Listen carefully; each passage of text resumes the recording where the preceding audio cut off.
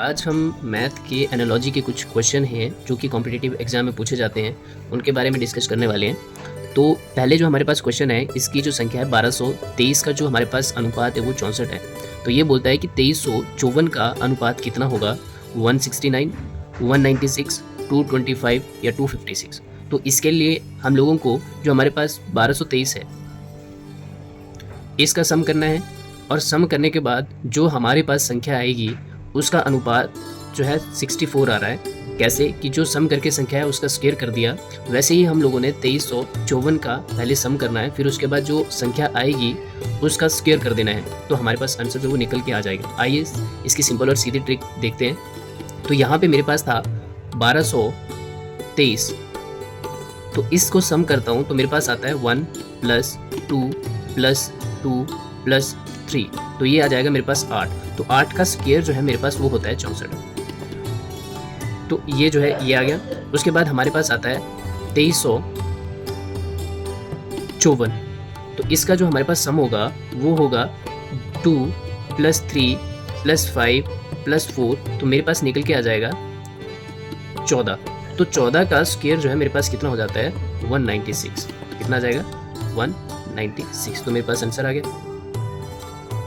तो आइए हम दूसरा क्वेश्चन देखते हैं, जिसके अंदर कि हमारे पास अगर 30 का अनुपात बोलता 25 है और 70 का अनुपात हमारे पास 45 है, तो बोलता 50 का अनुपात हमारे पास कितना होगा। तो इन क्वेश्चन में हमारे पास बहुत टाइम लगता है, तो आज हम जो दूसरा क्वेश्चन है उसके बारे में बात करेंगे। तो इस चीज़ को सबसे पहले देखेंगे, इसके बीच का डिफरेंस कितना है, ठीक है। तो इसको पहले सॉल्ट आउट करेंगे। तो 30 को अगर मैं 2 के साथ डिवाइड कर दूँ तो मेरे पास आता है 15, और अगर इसके अंदर मैं 10 प्लस कर दूँ तो मेरे पास आता है कितना, 25। वैसे ही अगर मैं 70 को 2 के साथ डिवाइड कर दूं तो मेरे पास आता है 35, और इसमें मैं 10 जमा कर दूं तो मेरे पास आता है 45, तो यही आता है। और अगर मैं वैसे ही 50 के अंदर 50 को 2 के साथ डिवाइड कर दूं तो मेरे पास आंसर आता है 25, और इसमें 10 जमा कर दूं तो मेरे पास आ जाता है 35। तो जो यहाँ पे संख्या आ जाएगी वो आ जाएगी मेरे पास 35। तो आंसर क्या आ जाएगा, 35, ठीक है।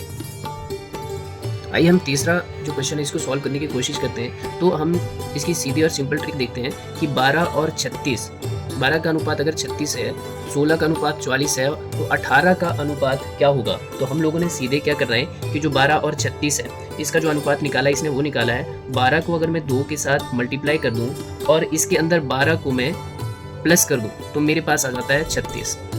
वैसे ही इसने यहीं से निकाला है कि अगर मैं 16 को 2 के साथ मल्टीप्लाई कर दूं और इसके अंदर 12 जमा कर दूं तो मेरे पास आता है 44।